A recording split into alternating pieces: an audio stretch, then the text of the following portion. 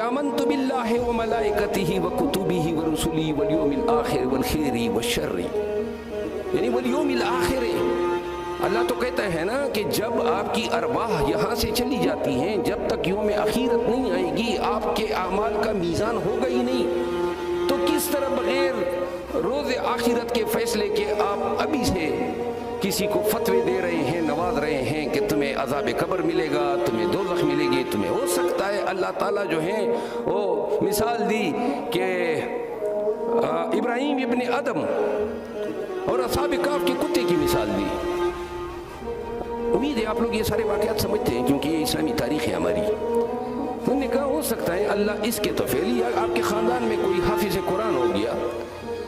یہ ساری باتیں اسلام نے ریزننگ کا درس اس زمانے سے شروع کیا جب حضور کریم قرآن کریم کی آیات جب ان پہ نازل ہوتی